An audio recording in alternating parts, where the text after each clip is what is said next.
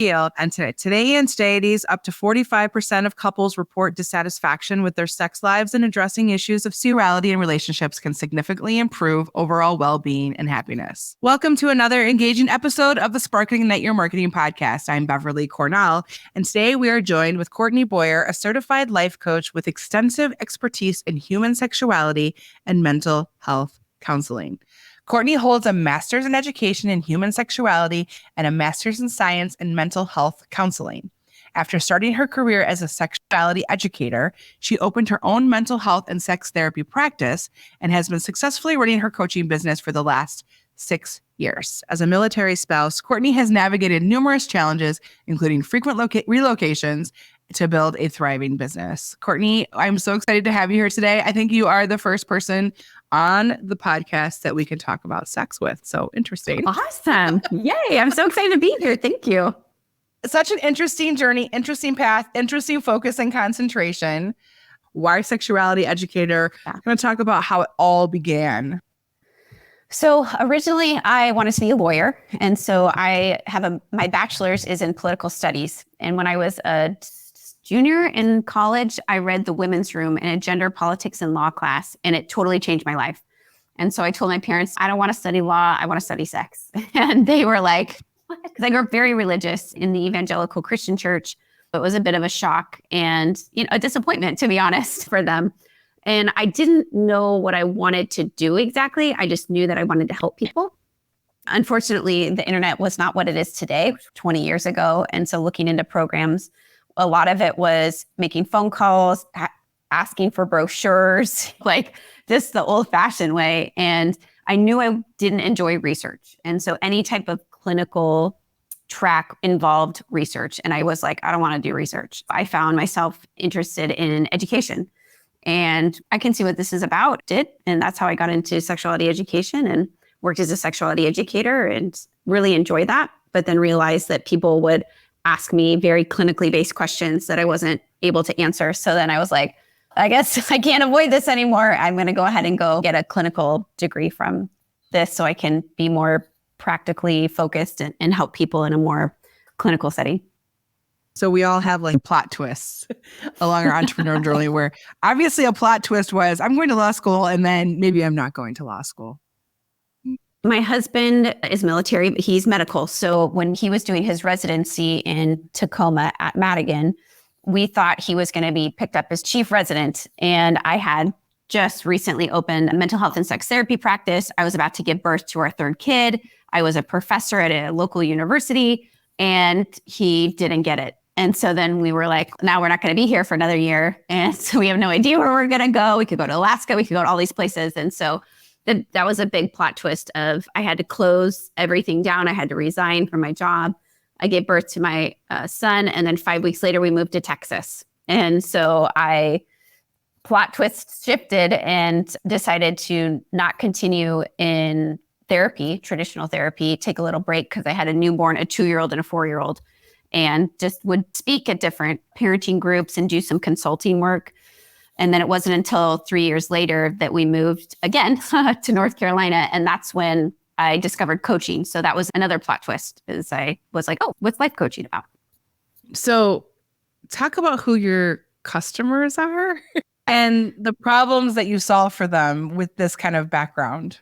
Sure. My clients are peoples of all genders, and I work with one-on-one or as couples.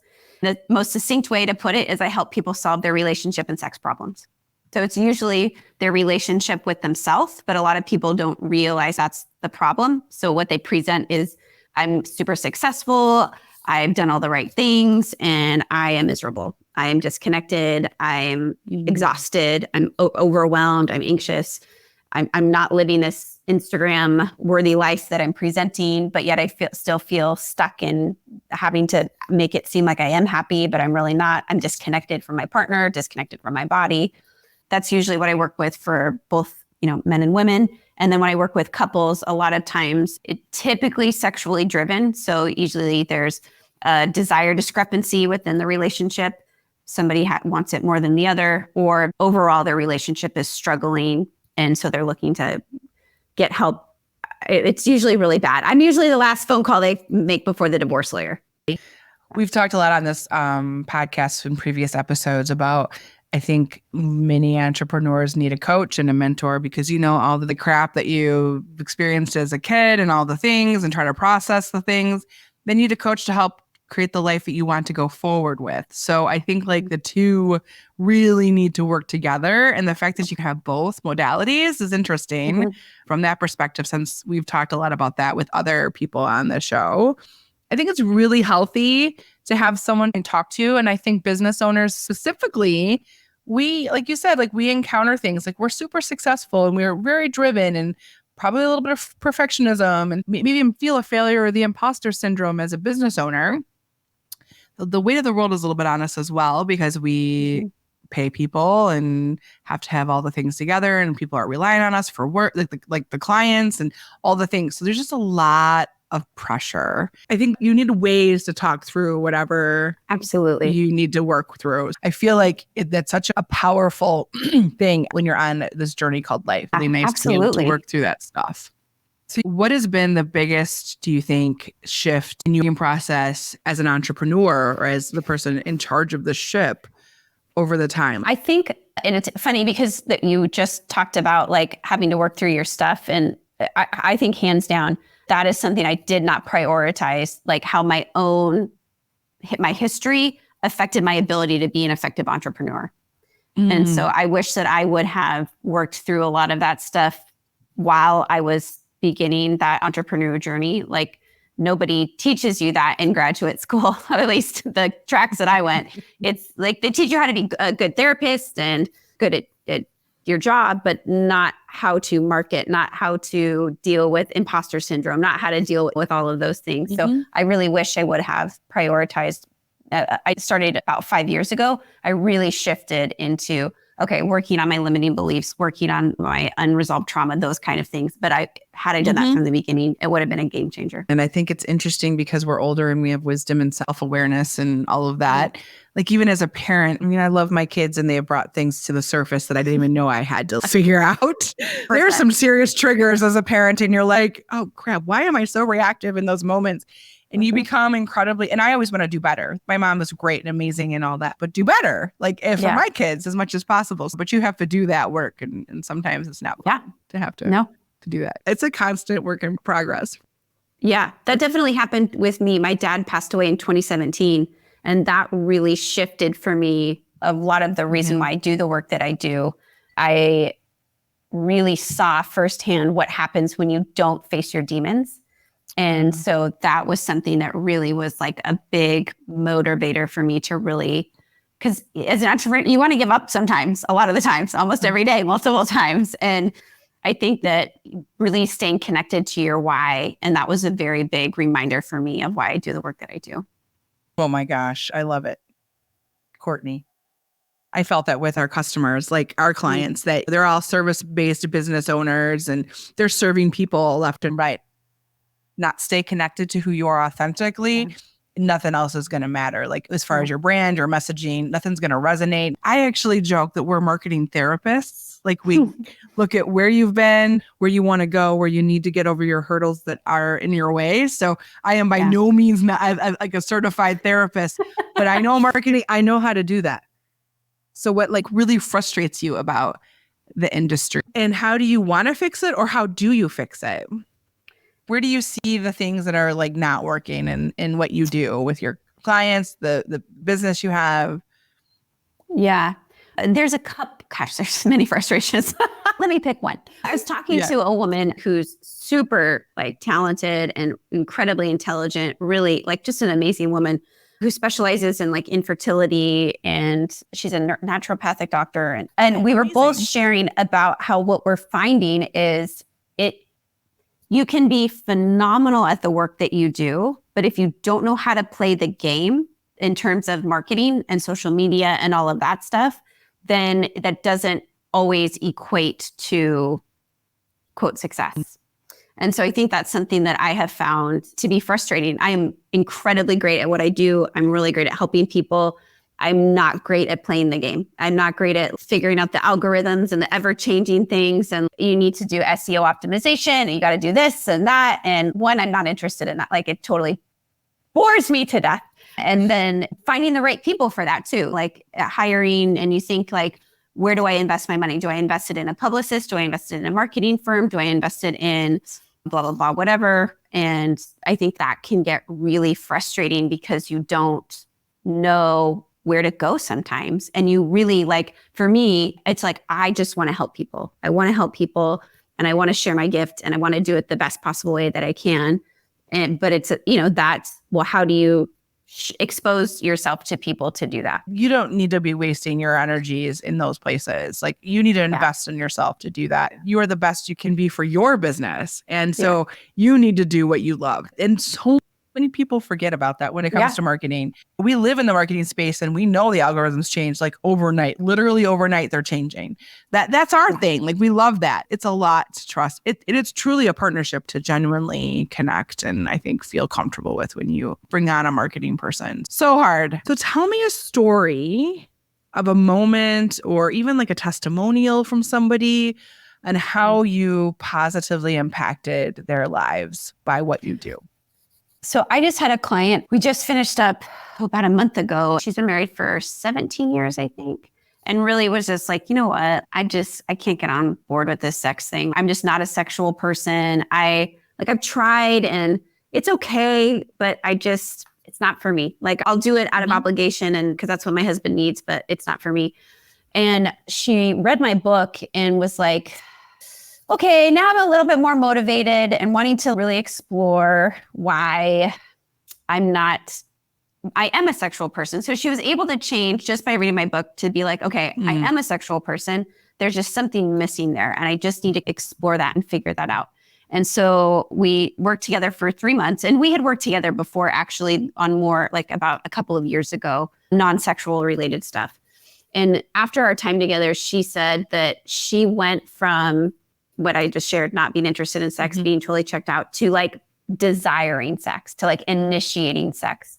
And that was so huge to see that transformation for her, to know that in her marriage that she's the one pursuing her husband and wanting to, so that was amazing. Like I loved that. That made me really happy.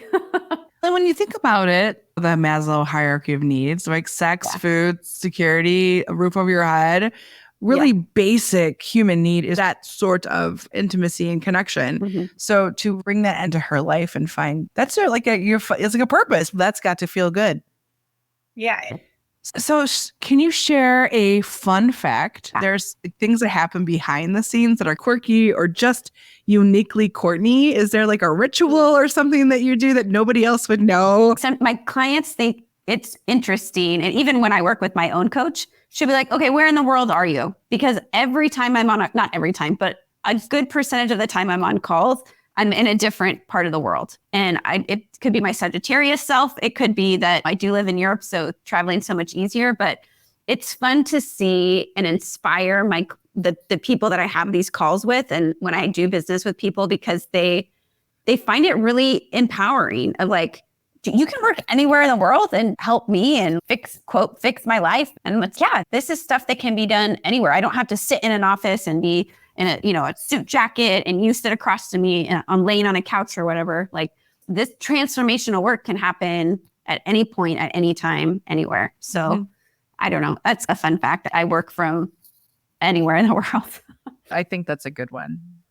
So look into the future a little bit, Courtney, and what is your long-term vision like for your business? And how will you have to evolve to get there, do you think? Yeah, great questions. I think one of the things that I've really felt myself drawn to lately is small group stuff, which I hated doing small groups because it's so much harder to do small group stuff in terms of launching and getting everybody on the same start date. And because a lot of my client base is back in the US, that's a 6 to 10, 12 hour difference, depending on if they're in Hawaii or Alaska or whatever. So I really avoided it for a long time. And I would love to start offering in the future, and this is something that I'm really working on, is sexual wellness retreat for small groups for women, and then also one-on-one, so that where they can come and have an experiential, supportive sisterhood kind of experience to talk about their issues around sexuality and pleasure and desire and communication, boundaries, all the fun stuff, and really feel like I'm not alone and I can do it in a beautiful part of the world and experience wonderful, pleasurable things and have a great time. So that's really what I would love to start doing. I think so many people think that they're all alone in there. It might be slightly unique to you, but so many people are experiencing disconnection and things like that. So I think that idea of sisterhood in your journey is very empowering with the right women around you that could totally change everything for sure. That's great. Yeah, I have a group of women here too. They're also military spouses, and it has been such a healing experience for me because I think I realized for a long time that I didn't trust women very well just because of my childhood experiences of a lot of competition in sports and grades with boys, and just never feeling I could really trust what women would say because then, they're talking about you behind your back and stuff. And so the last couple of years, it's really been healing to connect with these other women who are so supportive and so encouraging. They're amazing. I love them. I'm so sorry you experienced that, but I'm so glad you found that now. Me too. Yeah.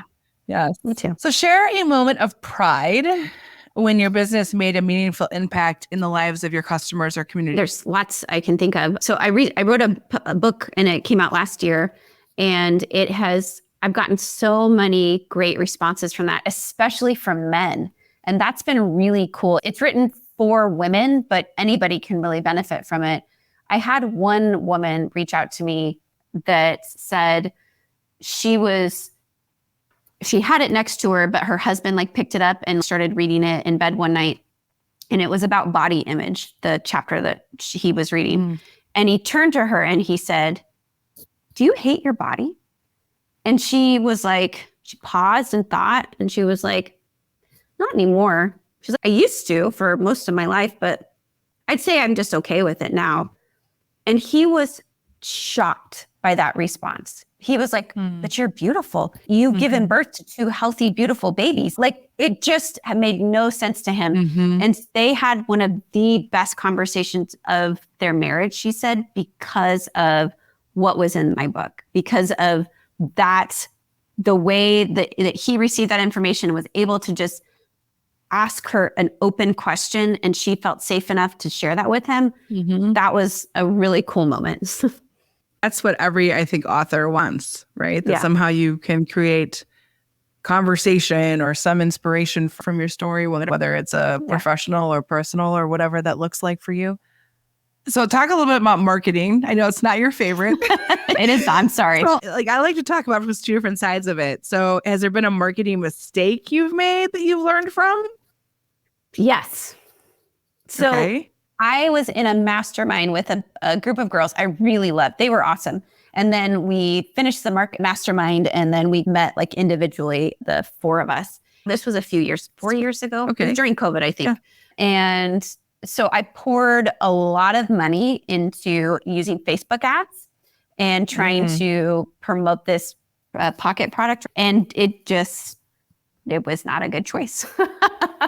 It did not go well. So there was somebody on recently who called that the learning moment, right? You can take it and go, okay, learned, whatever. But Mike, what are there marketing things you've done in the past that you could use to either give away for free or in other content, a blog post or something? So it's not for lost entirely. There's still value in it. It just may not be that in purpose. So I hope you were able to repurpose it in some way, shape, or form. Yeah, it was actually, it's interesting because I look back and I've evolved in some of how I present the materials and stuff. So I'm glad that it didn't take off because I don't really agree with some of the things that I put in there now based on the trainings and knowledge that I have. But at the time, it felt like a major failure. Oh, that's sad. I don't want you to feel that way because those are all moments. Yeah. Those are all moments that we learn and grow. The mistakes I made, super powerful in my life. They definitely helped me become more resilient. They helped me become more knowledgeable. But how do you use that going forward, either to move you, to create action in some other way? So important moments. Mistakes are good things. Absolutely. Yeah. I try to say failure is feedback. It is. It truly is. What's one marketing trend or technology that you're excited about possibly incorporated into your strategy in the near future? Oh, I don't know what marketing trends are. Is there a multiple choice option here? I'm just starting to do podcasts recently. Is that like a newer trend for you?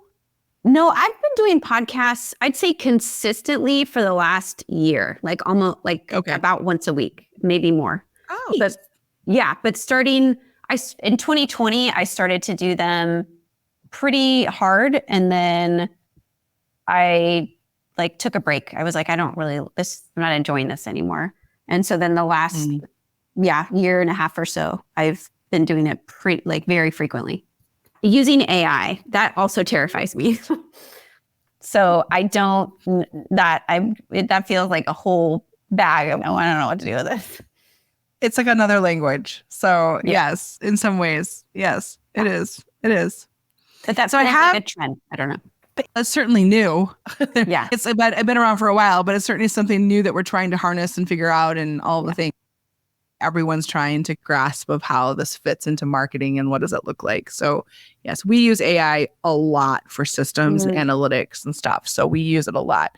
I think prompt writing is a superpower. Like you need to know how to write a good prompt. That's something that we help a lot of our clients craft for their own business, to automate some of the things that could take a long time for them to analyze data, analyze testimonials, there's a lot of really cool things you can do. So now we have the lightning round.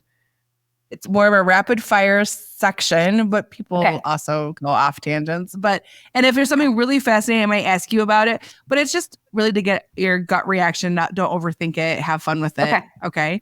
I'm ready. So how do you maintain lasting connections for your business? I'd say I stay connected with a lot of them on social media. A lot of them, they continue to just follow me and follow my journey. So I think that's just pretty much how I stay connected. If your business had a voice, what word or emotion would resonate from its core? Freedom. Is there an actress or actor that would speak the voice? The person that just came to mind was Sharon Stone. Ooh, I love that connection.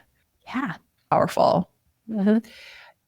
Dive back into all the years of experience, all the mistakes, all the successes. Which book, course, podcast, other entrepreneur has made a mark on your entrepreneurial journey? And it can be a couple people if you want. I would say my first business coach, Kara.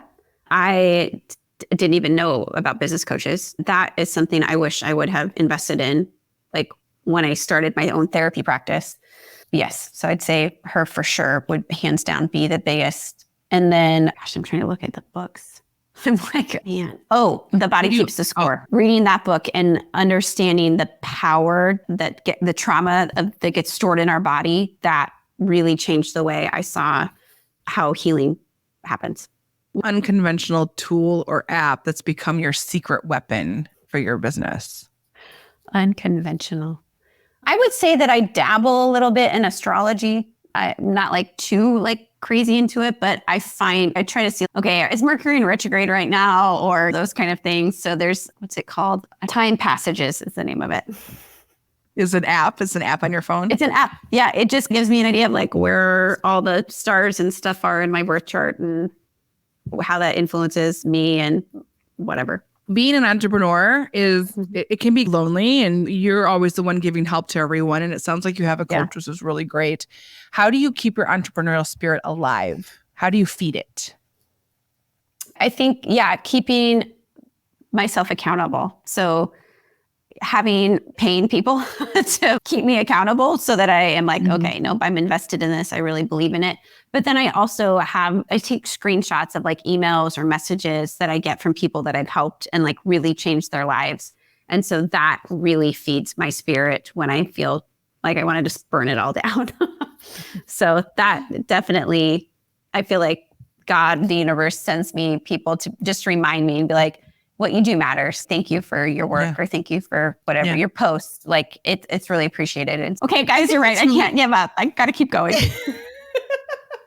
think it's really important.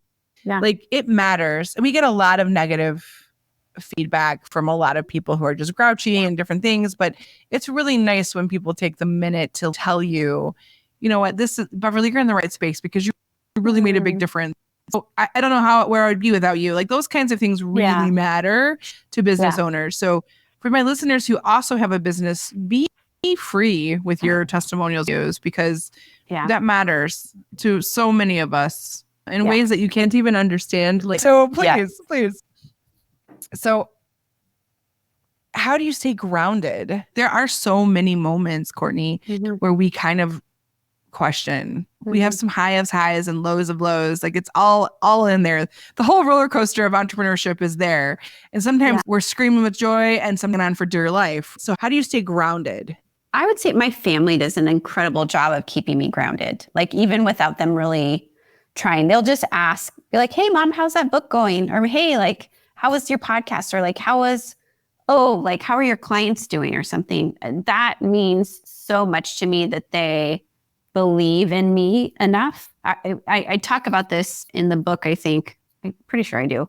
That at one point I was just like, I don't want to finish this book. Like it is so overwhelming. This freaking sucks. Like I'm just tired of it. And my kids kept asking me like, Mom, when are you going to finish it? When are you going to finish it? And like the fact that they believed in me enough to be like, of course you're going to finish it. You have to finish it. Like you're good. You're great at helping people. Like that they're like, now they're 11, 13 and 15. So they're a few years younger when I was writing it, but still like their awareness of my impact on other people's lives was just, that was so powerful for me. And really their belief in me keeps me grounded. Courtney, I couldn't agree with you more on this, but I wrote my book and I had it on my desk and somehow I never even shared it with Zeke, my son. He was 8 at the time. He's 9 now. And it was on my desk and he's, Mommy, that's your name. And I was like, yeah. And he's like, you wrote a book? And I'm like, yeah, for school, I'm going to use your book. And I was like, it's not really like a kid's book. It's for people who want to start a business. Yeah, I'm going to read your book. And he had to like take a picture of it, say what it was about. It was mostly like an outline of the book. Like he's part of that story. Yeah. But like he usually is playing video games, whatever. And he was like, he put his video game down and he was like, Mommy, I didn't know this happened. Oh. And I said at one point, I hope I'm like half the mom my mom is. I just hope that. And he goes, you're the best mom. Like it was just so cute how he confirms the things that I didn't think I needed. It's so sweet and precious and pure. I wish I could bottle it and keep it forever. Yeah. Okay. So a fun question. Oh, okay. If your business prowled the animal kingdom, which creature would it embody and why? Proud. Gosh, I would say a cheetah because it is, I would say I think very quickly and process information really quickly when people present it. But also very lurking. This sounds so creepy now. That's how I'm so good at my job. No, I love it. No, I'm keeping it. I'm full percent believing in it. Owning it. I love it. I'm owning it. No, I would say a very powerful observation skills and quick to take action. That's where I'm going to give. Okay. So if you could give yourself advice, Courtney, looking back a little bit, and we're past the lightning stuff. So if you want to expand a little bit, you can. If there was one pivotal piece of advice, how might this insight have saved you time, resources, headaches? Don't apologize for your pricing. Yes. Thank you. Yeah. Mm-hmm. That is something I don't anymore, agonized so much time. And good gosh, I can't even tell you. I'm sure with your work, but yeah, that right there. I think a majority of my counseling goes to you're worth more than you think you're safe. 100%. You're worth. Yep. And teaching people that that's really valid and true. So there's back in that space for some reason. Yep. But even this concept, many people, especially in the service-based industry, they like think of it, I'm sure you have like hourly or your sessions. They think very hourly as opposed to the experience and school and time, energy and all those things. That doesn't translate to an hour. That is, this is not an equal thing. So you have to think of it more holistically when you price yourself. Okay. So if you could give practical advice to a small business, this is like something they could do today that's very actionable for somebody who's either stuck or is starting a business? Is there a strategy or approach that they could put into action? Okay, this is going to be a weird thing, but like, how can you make what you're doing more fun? So like, whatever that you are feeling stuck in, what if you try to just make it fun? I know that I hate doing Instagram reels. And so but I have an audience, and so I want to keep them engaged. So how can I make doing that more fun? Like, how can I just be silly? And I don't have to show up and give a lecture. Maybe I do like a lip sync or something, but then the caption has something that's like a call to action. I like it. The habit, like to join it with another habit so that you create the habit. So if you're going to do something you don't like, join it with something you do so that I like it. That's a good concept in there. So you've written a book. So tell our listeners where they can learn about what you do, where they can find you, and more about your book. Sure. So I'm at CourtneyBoyerCoaching.com. And then also all my social media is Courtney Boyer Coaching, Courtney with a C. And then my book is called Not Tonight, Honey, Why Women Actually Don't Want Sex and What We Can Do About It. And that can be found on Amazon, Barnes & Noble, on most online retail bookstores. And that book is really about why women are not interested in sex and what they can do about it. It's not just for women. Anybody can really learn from it. But it's really, I'm really proud of it and really excited to see how it continues to elevate the conversation around women's sexual desire and women's sexuality. All good stuff. I just want to take a second to really thank you, Courtney. This has been a conversation kind of all over the place, which is just cool and amazing and fun at the same time. Thank you so much for having me. I enjoyed it too. Courtney's insights have illuminated our listeners' path, offering really invaluable tips and strategies to enhance your professional and your personal, which was really cool. And I hope you found this episode as enlightening as I did. And if you have any questions, to please reach out to Courtney directly or to myself, and to implement some of these insights into your business in hopes to help you succeed quicker, faster, and better. Stay tuned for more inspiring conversations and actually ignite your business and your marketing journey on future episodes of the Spark and Ignite Your Marketing podcast. And until next time, keep sparking and igniting.